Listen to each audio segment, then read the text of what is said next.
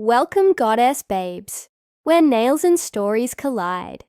Join me as we dive into creativity, self-care, and a little bit of mystery. Hit that subscribe button and like the video. A buried secret resurfaces, threatening to shatter Jasmine's carefully crafted life, when mysterious messages reveal a chilling truth she thought was lost forever. Shattered secrets. Jasmine's fingers trembled as she stared at her phone, the message glaring back at her. "I know what you did." Her heart pounded in her chest. She glanced around the cozy cafe, hoping no one was watching her, but all the patrons were absorbed in their own little worlds, sipping lattes, typing on laptops, or chatting away without a care. Meanwhile, Jasmine's world was crumbling. She thought she had buried the past deep enough, locked it away where no one could find it, but someone had. The text had arrived minutes before her meeting with Daniel, her boyfriend of 3 years. He had no idea about her secret, and now the thought of him finding out was like a noose tightening around her neck. Taking a deep breath, Jasmine put her phone face down on the table and tried to collect herself. Daniel would be here soon, and she had to act normal. But how could she, when everything was about to unravel?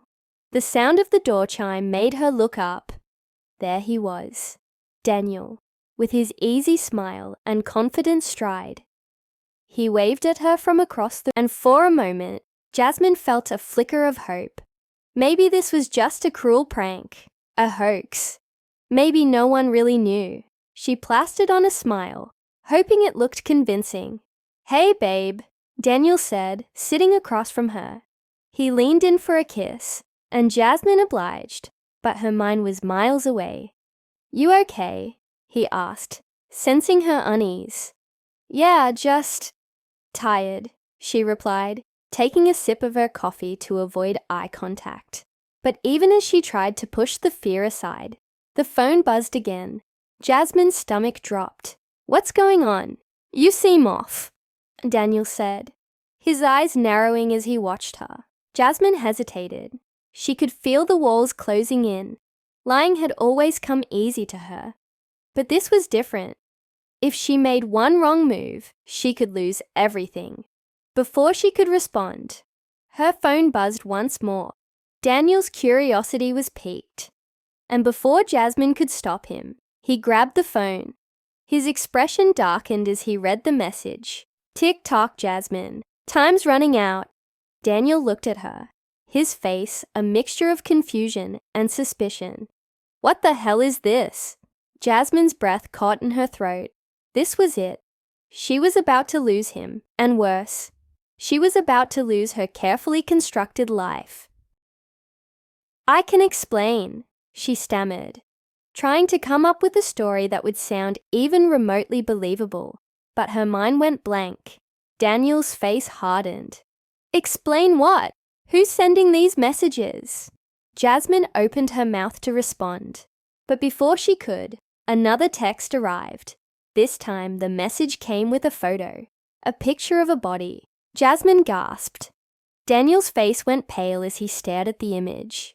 It was a woman, her face obscured, but the tattoo on her wrist unmistakable. Jasmine knew that tattoo all too well. It was her sister, Rachel. I didn't," Jasmine stuttered, but the words wouldn't come out. "Didn't what, Jasmine?" Daniel's voice was cold, his eyes searching hers for any hint of the truth. What the hell is going on? Tears welled up in Jasmine's eyes as she finally confessed. "It's Rachel. She disappeared a year ago. I didn't tell you because I didn't want you to know what I did." Daniel's eyes widened, shock giving way to disbelief. "What did you do?" Jasmine's hand shook as she tried to explain. "Rachel was in trouble, deep trouble. She got mixed up with some dangerous people. I didn't know how bad it was until it was too late. We had a fight, a bad one, and the next day she was gone. I didn't tell anyone because I thought it was my fault. I thought she was dead because of me. The cafe around them seemed to fade away as the weight of her confession hung between them.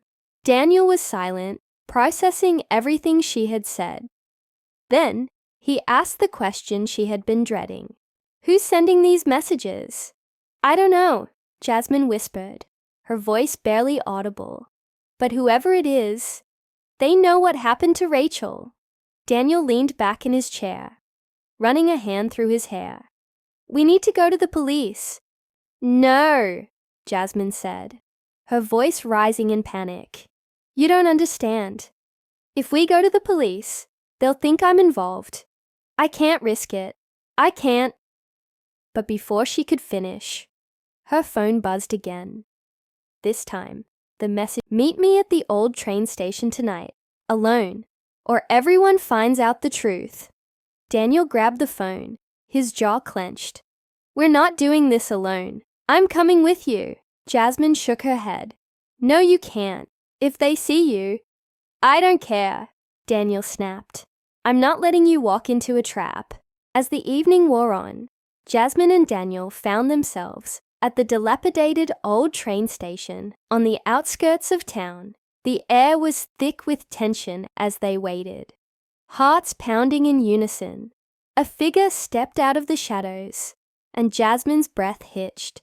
She recognized the face immediately. It wasn't a stranger. It was someone much closer, someone who had been there all along. "You," Jasmine whispered, her voice trembling with disbelief. The figure smiled coldly. "You didn't really think you could hide from me forever, did you?" As the truth unraveled, Jasmine realized that the web of lies and secrets she had spun was far more tangled than she had ever imagined. And now, there was no escape.